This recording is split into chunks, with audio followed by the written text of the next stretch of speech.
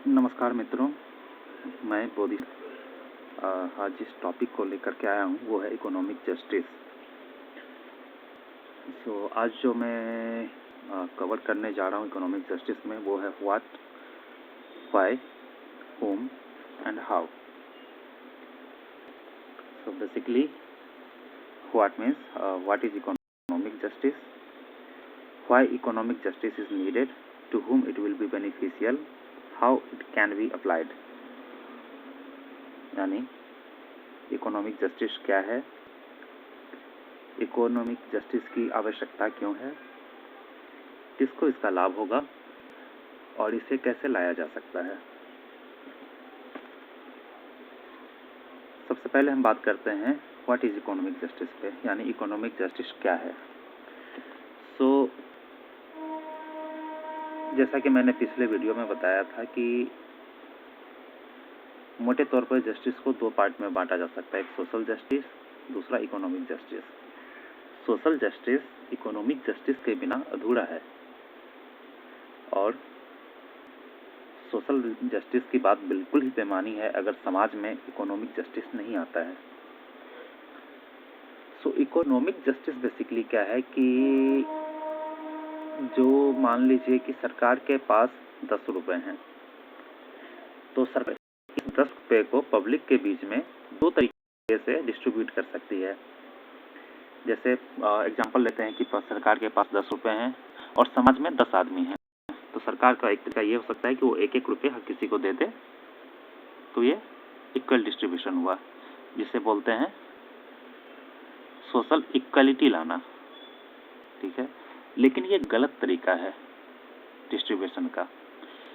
Distribution का सही तरीका है कि समाज में इक्विटी आए, इक्वालिटी की जगह पे इक्विटी आए, यानी समानता की जगह पे समानुपातिकता आए। ये ज़्यादा बेहतर ऑप्शन होता है हमेशा। अब एक सवाल आता है कि समानता और समानुपातिकता में अंतर क्या है। समानता है कि 10 रुपये सरकार के पास थे, 10 ही लोग थे, 10 को एक एक रुपया दे दिया गया, तो ये ऊपरी तौर पे लगता है कि ये तो बिल्कुल जस्टिस है कि सबको एक एक रुपये दे दिया गया, किसी में कोई भेदभाव नहीं हुआ। लेकिन फैक्ट क्या है कि हर किसी की आवश्यकता अलग अलग होती है। फॉर एग्जाम्पल, हो सकता है कि इस 10 में से कोई एक व्यक्ति ऐसा हो जो बीमार हो और उसे अपने सर्वाइवल के लिए 1 रुपये और बीमारी के इलाज के लिए 1 रुपये की ज़रूरत हो, यानी कुल 2 रुपये की ज़रूरत हो।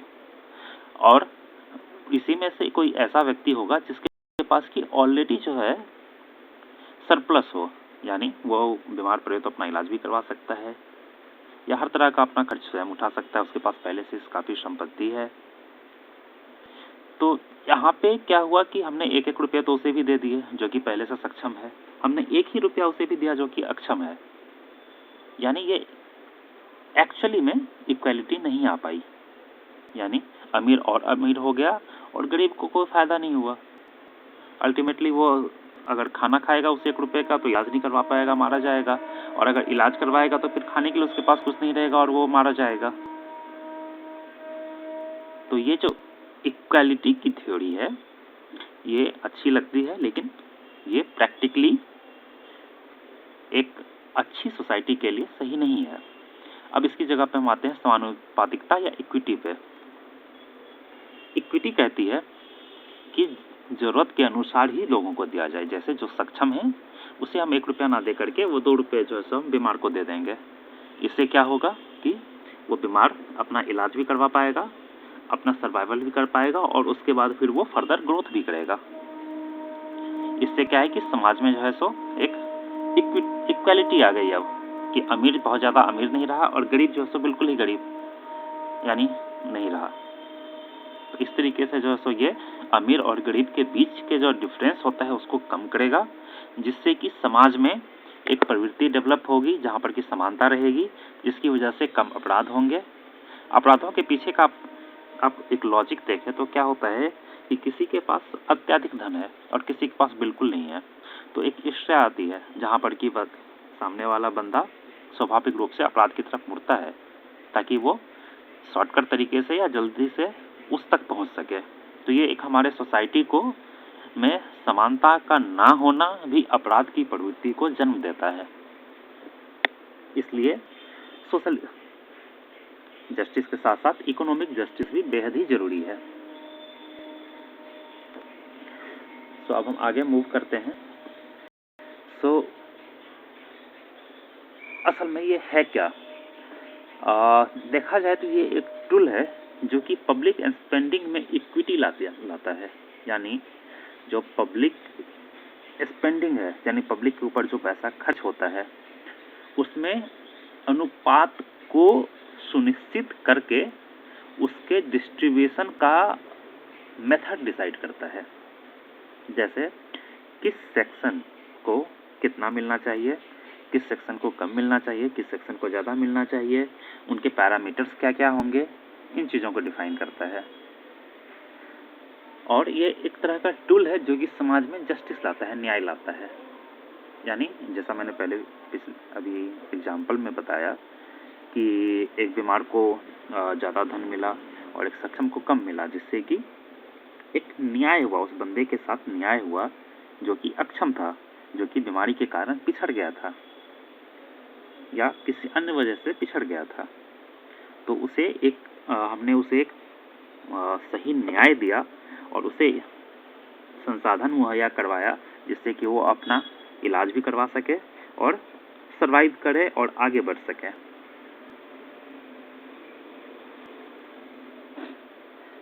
अब मूव करते हैं हम कि why economical justice is needed, इसकी ज़रूरत क्या है। देखिए, हमारे समाज में एक राजा और रंक के बीच की जो दूरी होती है, ये जितनी ज़्यादा होगी, समाज में द्वेष, घृणा आदि उतनी ही ज़्यादा होंगे। और एक अमीर और गरीब के बीच की दूरी जितनी कम होगी, समाज में अपराध, द्वेष, घृणा आदि उतना ही कम होगा। इसके पीछे की साइकोलॉजी ये होती है कि अमीर, हमारी पॉलिसीज ऐसी हैं जहाँ पे कि अमीर और ज़्यादा अमीर होता जाए और गरीब और ज़्यादा गरीब होता जा रहा है, जिसकी वजह से लोग, इन गलत पॉलिसीज की वजह से लोग अपराध की तरफ मुड़ रहे हैं। यही कारण है कि आज की तारीख में अगर देखा जाए तो करप्शन हमारा कल्चर बन गया है, क्योंकि हमारी पॉलिसीज ऐसी हैं जहाँ पे कि करप्शन के बिना लोगों को लगता है वो आगे ही नहीं बढ़ पाएंगे, क्योंकि हम उन्हें कोई ऐसा इंस्ट्रूमेंट नहीं दे रहे हैं, कोई ऐसा टूल नहीं दे रहे हैं जिससे कि वो ईमानदारी से मेहनत करके आगे बढ़ सकें। उसकी जगह पे हमने जो उन्हें सिस्टम दे रखा है, वो उन्हें कहता है कि आप जितना ज़्यादा करप्ट होंगे उतना ज़्यादा आपको बेनिफिट मिलेगा। एक छोटा सा एग्जाम्पल देखिए, एक कोई बहुत अच्छा पढ़ा लिखा युवा है, वो व्यापार शुरू करना चाहता है, उसे बैंक की तरफ से या सरकार की तरफ से कोई आर्थिक मदद नहीं मिल पाती। आर्थिक मदद मिलती भी है तो उसे अपनी संपत्ति गिरवी रखनी पड़ती है, कभी उसे अपना अगर उसे प्राइवेट लेंडर या प्राइवेट इन्वेस्टर मिलता है तो अपने बिजनेस का ज़्यादातर हिस्सा उसे लैंड करना पड़ता है, उसके पास जो है सो प्रॉफिट का ज़्यादातर हिस्सा उसे देना पड़ जाता है, और वो जो एक्चुअली डिजर्विंग बंदा होता है वो पीछे छूट जाता है।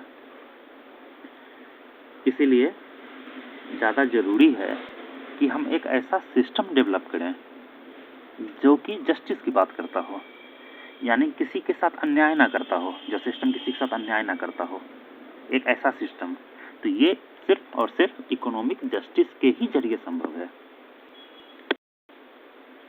तो इससे क्या होगी, इससे समाज में प्रॉस्पेरिटी आएगी। कोई अमीर किसी गरीब का शोषण नहीं कर पाएगा, कोई सरकारी तंत्र का हिस्सा, कोई व्यक्ति जो सरकारी तंत्र का हिस्सा है वो उस व्यक्ति का शोषण नहीं कर पाएगा जो सरकारी तंत्र का हिस्सा नहीं है, क्योंकि यहाँ पे एक संतुलन समाज आर्थिक न्याय की वजह से एक संतुलन बनेगा जो कि उन्हें एक दूसरे का शोषण नहीं करने देगा। और इसी संतुलन के जरिए समाज के अंदर इक्वालिटी भी आएगी, यानी हर कोई जब समान अनुपात में सबों को लाभ मिलना शुरू होगा तो उनमें समानता आएगी। उनके बीच का जो अमीर और गरीब के बीच की जो दूरी है वो काफ़ी कम होती चली जाएगी। अब सवाल आता है कि इसका बेनिफिट किससे मिलेगा। ठीक है, एक मोटे तौर पर जो अंडरस्टैंडिंग बनती है वो बनती है कि जो सक्षम है उसे तो हम कोई लाभ नहीं दे रहे हैं, लेकिन जो अक्षम है उसे हम ज़्यादा लाभ दे दे रहे हैं। ठीक है, तो फैक्चुअली ऐसा नहीं है। जब इकोनॉमिक जस्टिस की बात होती है, फिर मैं एक एग्जांपल यहाँ पर भी देना चाहूँगा कि इकोनॉमिक जस्टिस के लिए हम एक टैक्सेशन सिस्टम लाते हैं। एक तो टैक्सेशन सिस्टम हो गया कि हम टैक्स जो इम्पोज हो रहा है, हम टैक्सेशन सिस्टम लाते हैं कि हम सिर्फ वैसे व्यक्तियों से टैक्स लेंगे जिनके पास की एक सर्टेन लेवल से ज़्यादा की संपत्ति है। फॉर एग्जांपल, हमने 100 करोड़ का एक रेशियो बनाया कि 100 करोड़ से ऊपर की संपत्ति है, हम सिर्फ उनसे ही टैक्स लेंगे, उनके नीचे वाले लोगों से हम टैक्स नहीं लेंगे। तो इसमें क्या होता है कि लगभग जो है 85% से ऊपर जो है जनसंख्या, ठीक है, 100 करोड़ की अगर हम बात करें तो नॉट एक्जैक्टली 85%, लगभग रख के चलिए कि 95% से ज़्यादा की जो जनसंख्या है वो टैक्स रिजाइम से बाहर हो जाती है। और जो बाकी के 5% लोग बचते हैं जिनके पास की 100 करोड़ से ऊपर की संपत्ति है, वो अत्यधिक अमीर हैं, उनके ऊपर ही सिर्फ उनके प्रॉपर्टी के ऊपर जो है सो टैक्स लगता है, जो कि वो सक्षम है, उनसे ज़्यादा बहुत ज़्यादा अंतर उनको नहीं पड़ता है। और साथ ही साथ उनको एक फ़ायदा ये भी होता है कि किसी कारणवश कल को अगर उनका बिजनेस लॉस में जाता है या कोई मुसीबत आती है उन पे, तो वो सिस्टम की वजह से वो अपने आप, जैसे ही उनकी संपत्ति 100 करोड़ से नीचे आती है, वो खुद भी टैक्स फ्री हो जाते हैं, जिससे कि उन्हें एक बार फिर से संभलने का मौका मिल जाता है और फिर से ग्रो करने का मौका मिल जाता है।